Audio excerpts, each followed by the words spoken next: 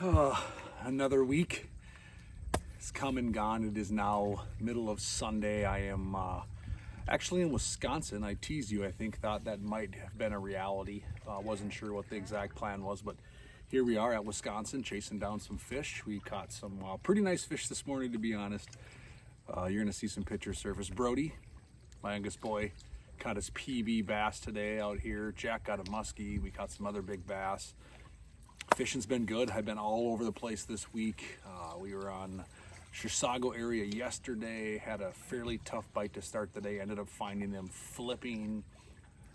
A lot of weird things are happening right now. I mean, it's mid-August, and a lot of people wonder, is it not fall? I mean, yeah, I'm in a sun shirt and I'm in a pair of shorts right now. It's in the afternoon on Sunday, but I'll tell you what, we started the day in hoodies and sweatshirts. I started the day yesterday in a hoodie and a Blackfish soft shell vest and a pair of pants, and pretty much had that on all morning.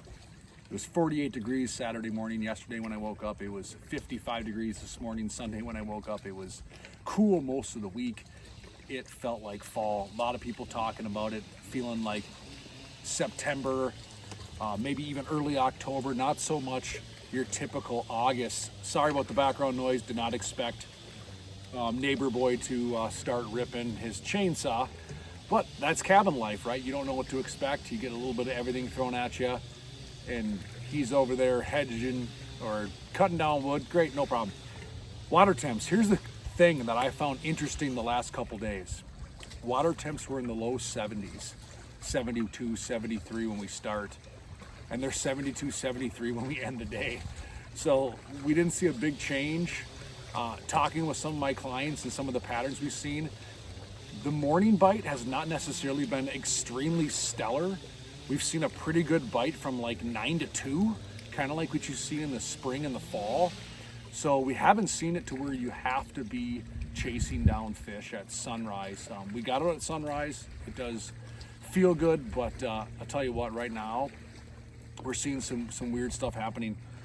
Lowrance is not on, but if it was on, you'd see here in the afternoon we're only at about 74 degree water temp. It was 80 last week, 82 last week.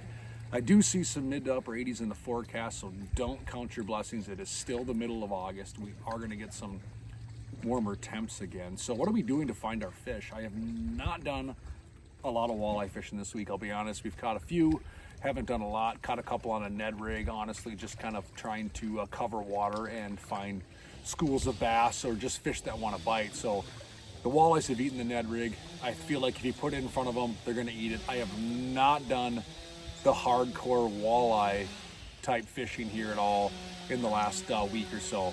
Most of my fishing has been spinning rod, bass fishing, trying to find schools, staying on that offshore stuff. I did post some stuff about offshore fishing. I continue to believe that is the better bite. Brody's big bite came in about 15 feet of water out from the weed line today. His other good bite came in about the same kind of zone.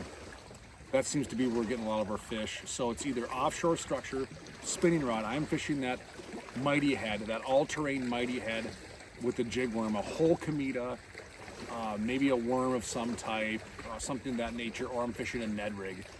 And that seems to get bit. And we're gonna go through a little bit of why you would fish each. So the all-terrain mighty head here is gonna be more of your jig worm bait. Longer shank, longer plastic, full plastic, longer jig worm type situation where maybe a 6-inch or 8-inch twister tail jig worm, something to that effect. That's gonna have a slower fall when you have the bass higher in the water column, ambushing, stalking through the weeds. Some of the bass you could even see are on top of the weeds, maybe 15, 16 feet, and they're 6, 7 feet out the bottom, kind of on top of the weeds.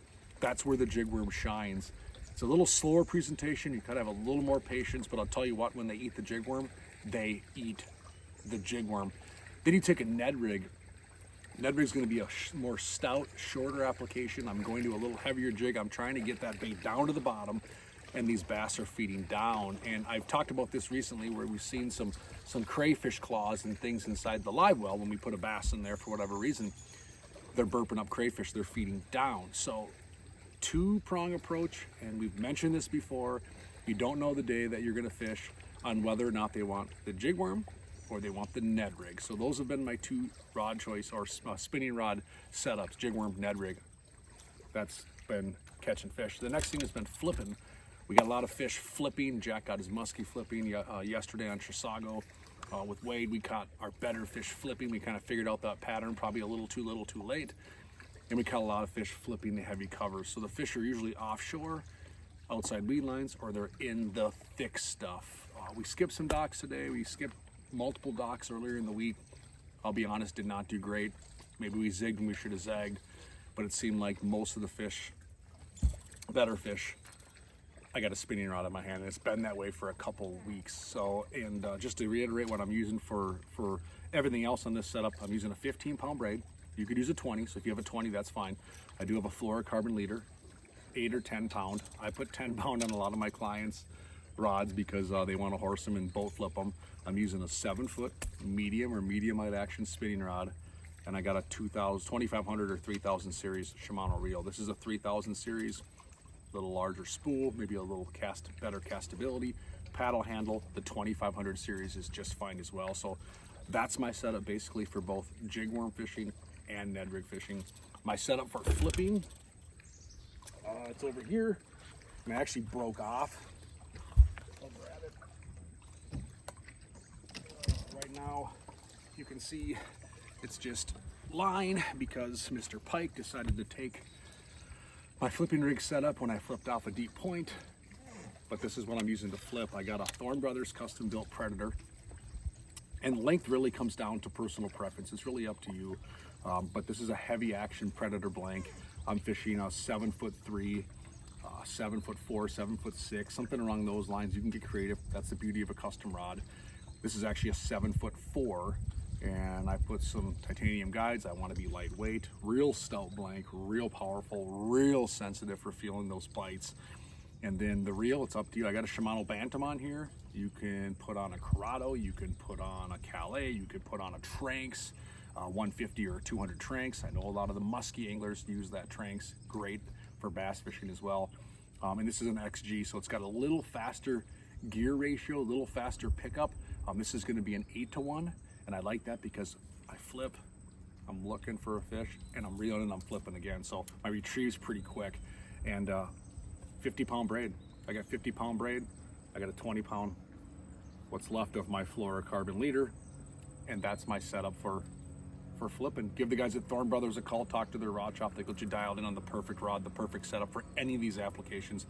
And away we go. I also picked up, when I was in there on Friday, Thorne Brothers custom Blackfish shirt. So this is a Blackfish UPF shirt, and Thorne Brothers splashed their logos on the front and the back. They got a couple variations. They have soft shell, they have some other items. So you can go there, support your favorite clothing brand and support one of your favorite retailers at the same time. So pretty cool stuff. Otherwise, that's the plan. See if we get another muskie. I see Ben over there practicing, trying to catch a fish. Got a muskie set up this week. We're gonna go try to get a muskie later today and see what happens. So get out there, have a great time this week, be safe, have some fun, set some hooks, and continue to enjoy your summer. Thanks for watching.